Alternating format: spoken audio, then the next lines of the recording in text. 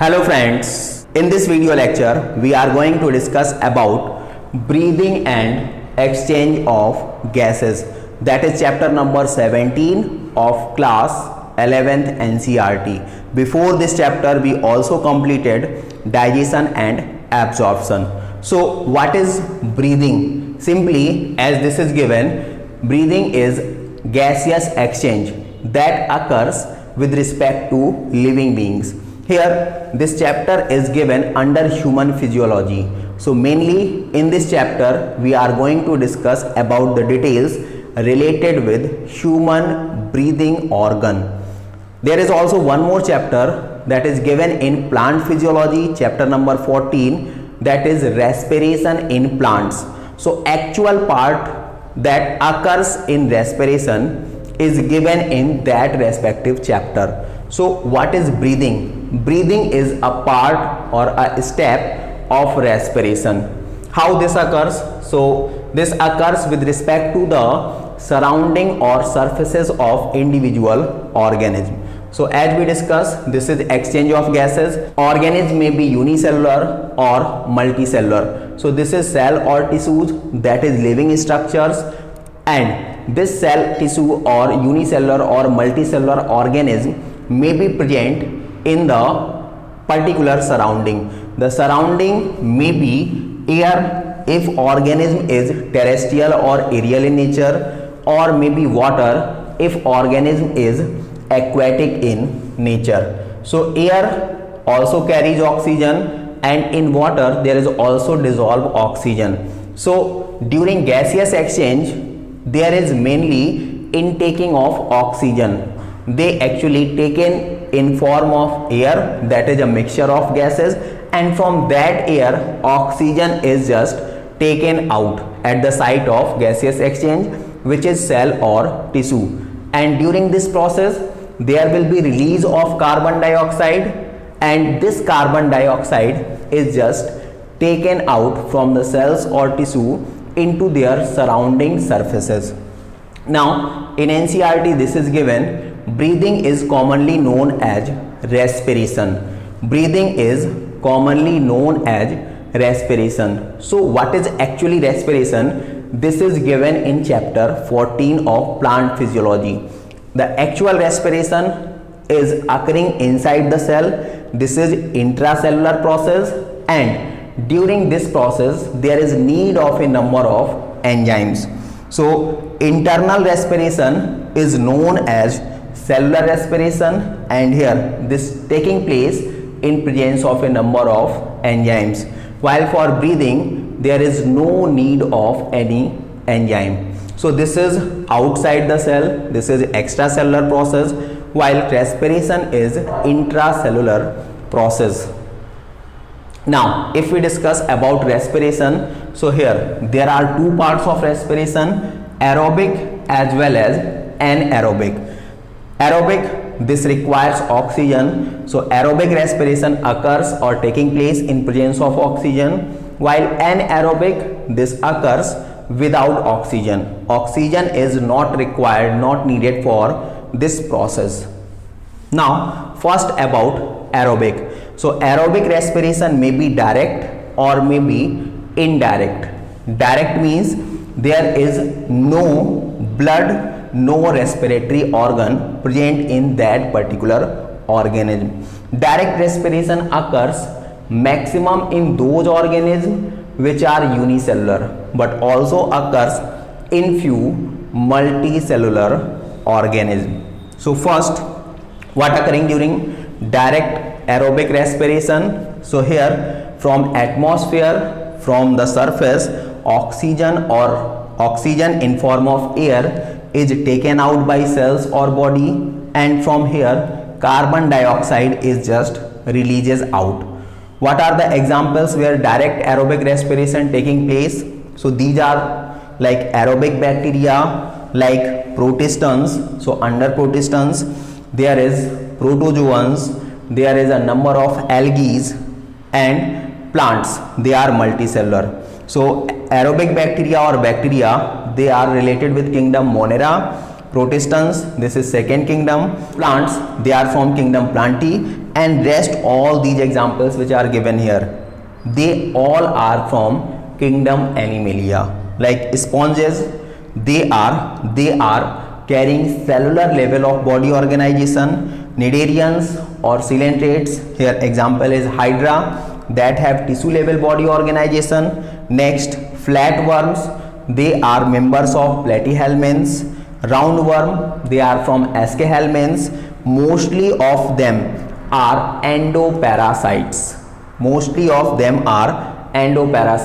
But the free livings are involved in direct gaseous exchange, while the endoparasites, they have anaerobic mode of respiration. So we will discuss about this. Now there is a number of insects, they also have direct respiration. Why? Because there is no respiratory organ and they don't have any blood or pigment that will help to carry that oxygen to the respective part. Now indirect, so in case of indirect, here why this is indirect? So if we discuss about indirect, there are two parts, external respiration and internal respiration. External respiration is also known as breathing, that we discuss here. External respiration, this is breathing. So what is external respiration? This is given here. Atmospheric air enters into respiratory organs. In case of human, this is lungs. In other animals, there is also presence of different organs. We will discuss about that. And from this respiratory organ, carbon dioxide just comes outside along with the air. So this is external respiration or breathing. Now internal respiration, this is also known as cellular respiration or intracellular respiration. Here this is the actual respiration where enzymes are involved in the number of processes. So this is given here. From lungs, this oxygen is circulated and reaches up to cells or tissues. By cells or tissues, this oxygen is taken, and from these sites there will be release of carbon dioxide. This carbon dioxide again returned back to lungs, and from lungs, by the process of external respiration, this just taken out. So this is the process of respiration. Now why here is need of indirect respiration? What is the reason?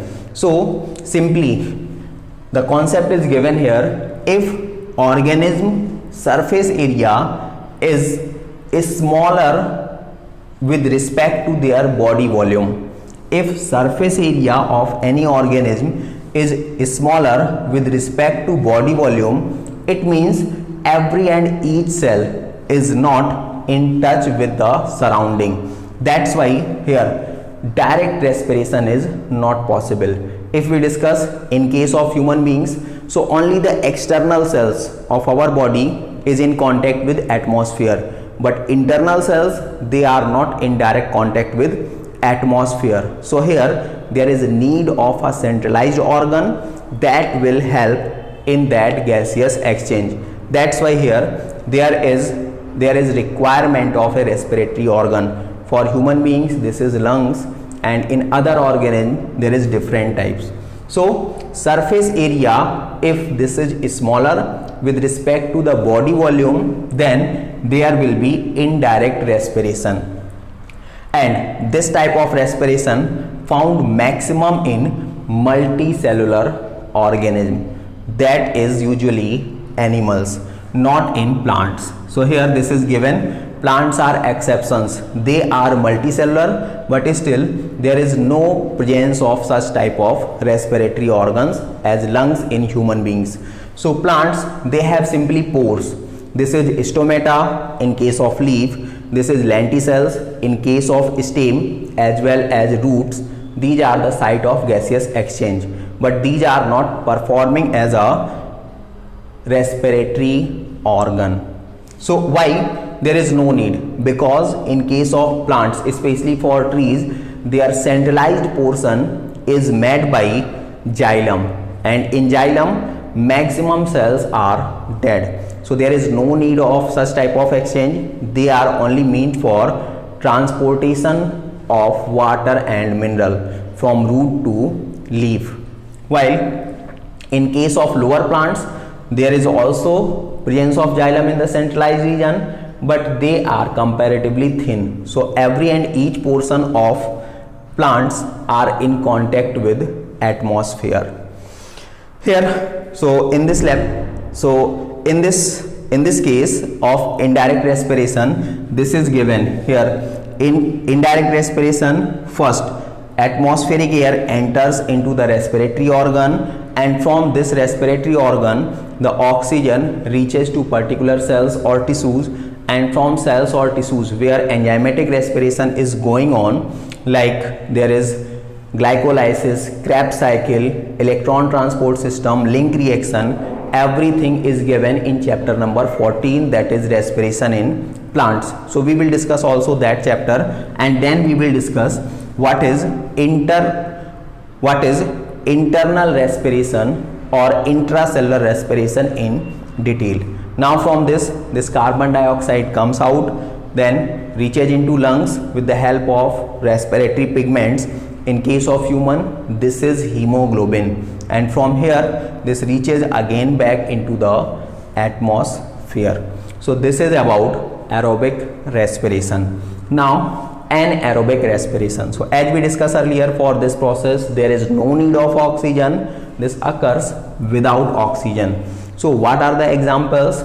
Anaerobic bacteria. Here we also discuss aerobic bacteria, they requires oxygen, but these don't require oxygen. So these are anaerobic bacteria. If we discuss about the examples, so like archaebacteria, there are also a number of bacteria which are present inside the digestive system. They are also anaerobic in nature. Next, yeast. So yeast is a unicellular fungus. In case of yeast, there is also anaerobic respiration, and here in case of yeast, this anaerobic respiration is better known as fermentation. So what is fermentation? This is almost same like that of anaerobic respiration. We will discuss about the details in respiration in plants chapter of plant physiology. Now what are next example? So intestinal parasites, as we discuss here, these are flatworms and roundworms. They are endoparasitic worms, they are intestinal worms, and here in intestine again there is no oxygen, so they are habitual to survive in absence of oxygen. Now this example is going to be very important. RBCs. This is about mature RBC. So in newly formed RBC there is presence of mitochondria, so they involve in aerobic respiration, but fully mature or functional RBC, they are lacking mitochondria.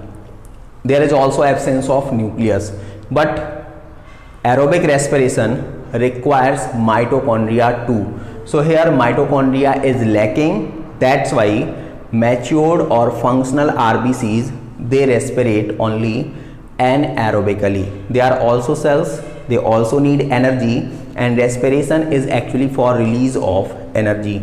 So here energy releases only by means of anaerobic respiration. Next, skeletal muscles of animals, skeletal or striped or striated muscles, these are voluntary muscles. Usually here aerobic respiration is taking place, but if there is extreme activities of these muscles like during wrestling, running, exercises, there will be limited supply of oxygen because demand increases but supply is limited. At that time they also participates anaerobically in respiration, and there will be less release of energy. So under indirect respiration we discuss about two categories. This is external respiration and internal respiration. In external we discuss gas or air, that is oxygen, reaches into lungs, that is respiratory organ, and from here there will be movement of oxygen to the respective cells or tissues with the help of respiratory pigment, that is hemoglobin. So in human beings this hemoglobin is carrying oxygen up to cells or tissues.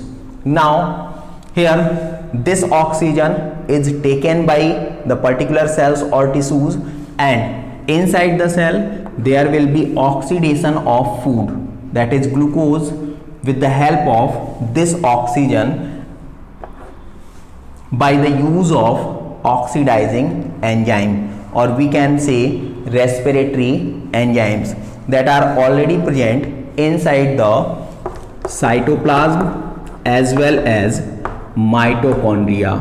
Cytoplasm and mitochondria.